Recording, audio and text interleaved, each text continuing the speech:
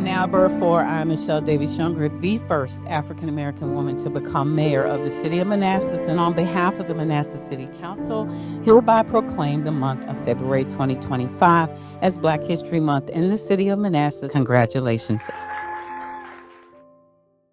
And hello, my name is Leonard Patterson. I'm originally born and raised in Baltimore, Maryland. Today, I live in Manassas, Virginia. My name is Janet Graham. I'm a retired educator from the Manassas City Public Schools. I've lived in Manassas for 55 years or so. My name is Theodore Jones. Born and raised in Alexandria, Virginia. Went out to school to James Madison, went out to college, and I came back and I worked as a prevention counselor for 43 years for the city of Alexandria. Hello, my name is Dr. Zella Jones.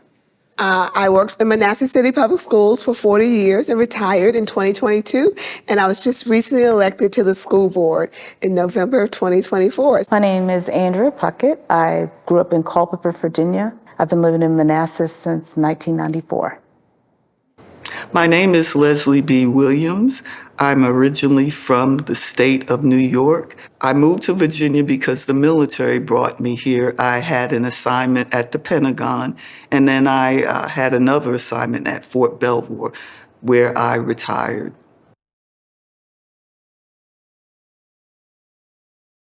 When I think about one word that I can describe Martin Luther King and how it impacted me, I think I would say,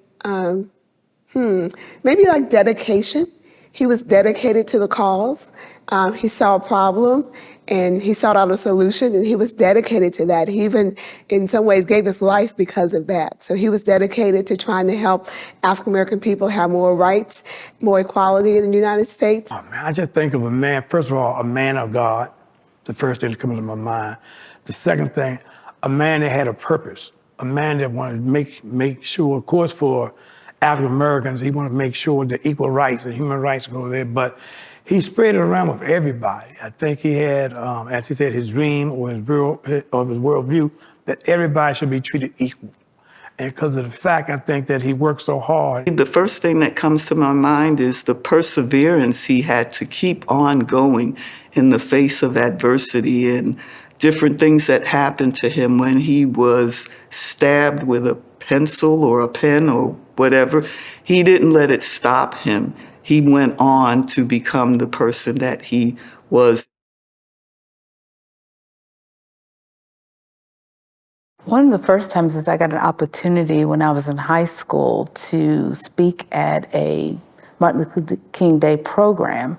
So it was a speech competition, and I actually won the competition, and we had to use pieces of his speech in our actual speech, and it was very enlightening because at first I didn't really think about it.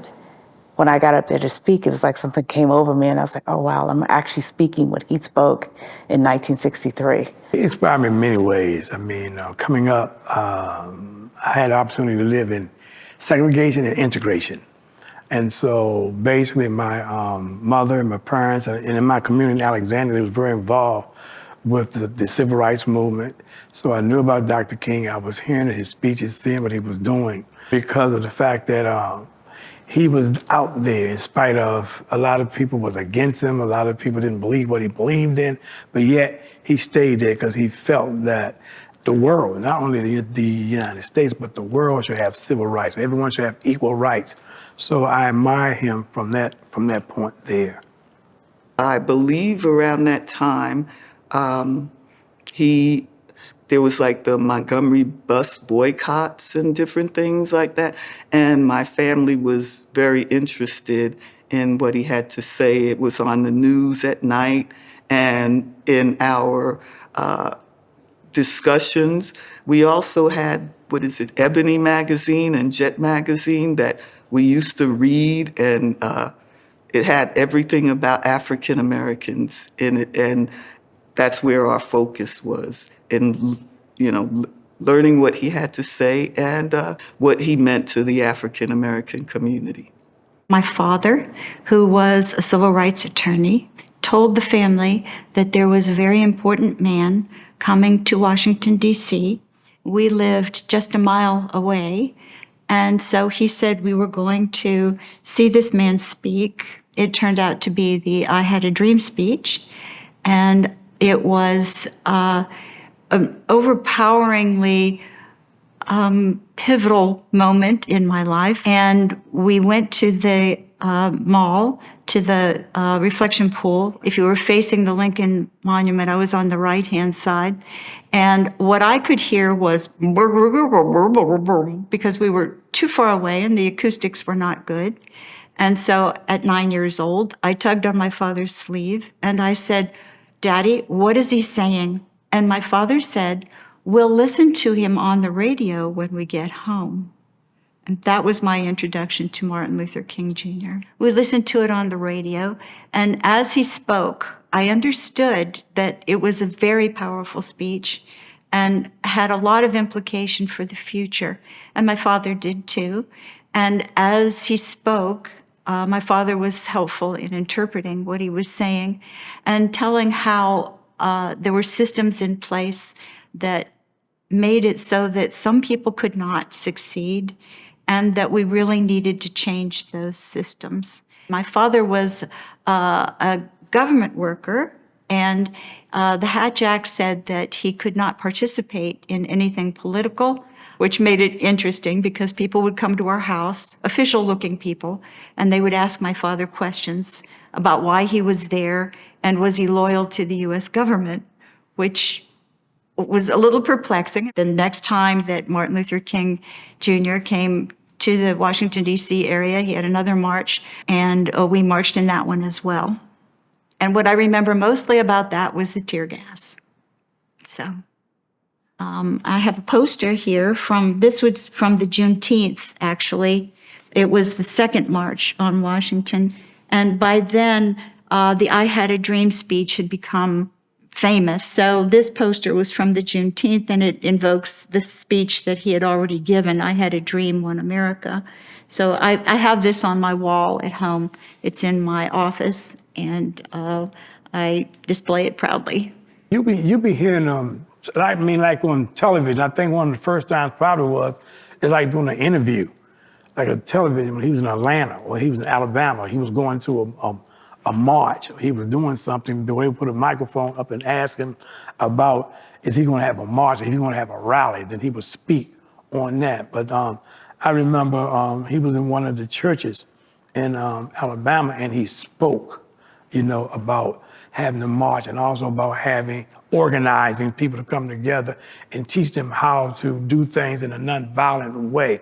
Didn't understand the fact that, well, you're saying that people are going to hit you, water hose and stuff's going to be on there, but yet you're supposed to just be quiet and you take it in. At that time, I didn't understand the magnitude of it, but as I got older in life, I understood exactly what he was trying to do and what he actually did. In my childhood, I definitely remember seeing him on television and hearing both my parents talk about him and people in the community talk about him and what he was trying to do to get equal rights for African Americans. I think one of the main things is equality for all. And I know that was also one of the main things he worked on, saying that all races deserve the same education, the same opportunities. I remember when he got shot. In 1968, we were sitting down, and the whole community in my neighborhood, we were sitting down at this little box TV, and my parents were just crying. They were just bawling, saying that things would never be the same. What's going to happen now? What we're going to do now? So as a little kid, I was watching that. April the 4th, 1968, when I lived in Baltimore, I was only 10 years old, and my parents, me, my father, my mother, and my older brother, we were coming in from somewhere, and we were parking the car. They broke through the regular broadcasting on the radio and announced that Dr. Martin Luther King had been shot and killed.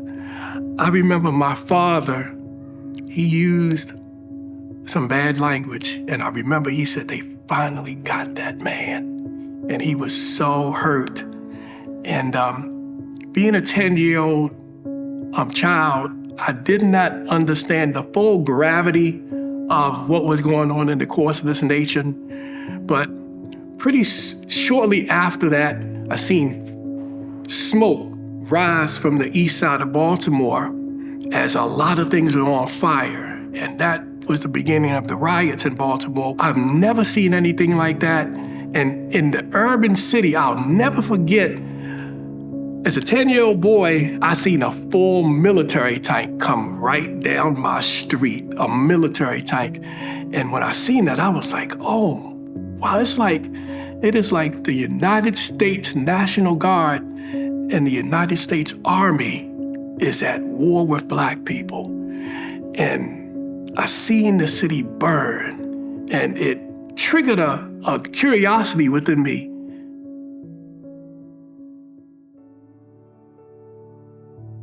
Martin Luther King Jr. was probably the biggest influence in my decision to become a teacher. I was born in 1953. In 1954, the federal government decided that we had to reintegrate the schools. I was integrated into the Black high school, which was Parker Gray. What I discovered there was teachers who were extremely good at teaching. I had never seen instruction that good before in my life, and I was very motivated to be like them. So Martin Luther King's impact, both on integrating the schools and in inspiring other people around him, that is probably why I became interested in education, because I wanted to be instrumental in changing things. The continual feasting on history and information inspired me, because I come to understand that Dr. Martin Luther King, Reverend Fred Shuttlesworth, Y.T. Walker, they were Baptist ministers. And I said, I want to join the Baptist church and hook up with these courageous people. Now I live in Manassas, where I have a wife and a child, and I'm a member of the AME, the African Methodist Episcopal Church. It was really something which made me get that much more involved in studying history and in my church. And I became very involved in Christian education. I'm a church school superintendent, and I also teach Black history. He brought a lot of hope. And because of that hope and because of what I saw back there, it just got inside of me.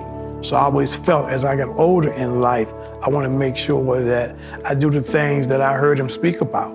I do the things that's going to try to make everybody come together. But most of all, I want to make sure I do the things that make sure that African-American kids be proud of who they are. From Dr. King, I thought this is what he embedded, planted inside of me, by the fact that you can go as far as you want to go, but live as you can't climb. So as you go in life, you make sure you reach back and you pick someone else up.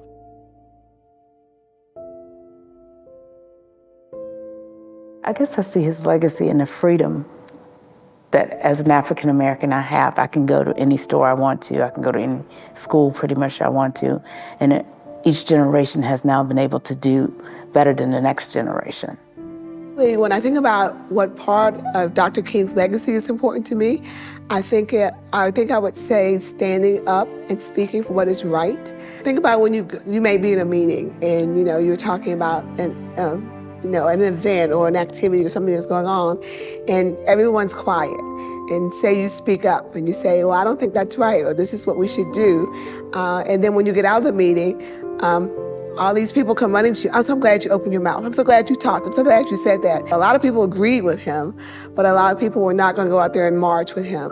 A lot of people were not going to go out there and have the dogs be sent on them. They were not go out there and have the water sprayed on them or be put in jail. They were not going to do all that. But they believed in every word that he was saying. Since April 4th, 1968, what are we going to do for the legacy and the history of Dr. Martin Luther King? Will we continue to carry that torch? The baton has been passed to us. So, Dr. King, rest in peace. I love you, great soldier, man of God. And it is my hope and prayer that people would use his words correctly and don't misuse what he stood for and his valiant courage. So he stood up for what he thought was right. Even though, he was back in the 60s, and here we are in 2025, the work is still not done.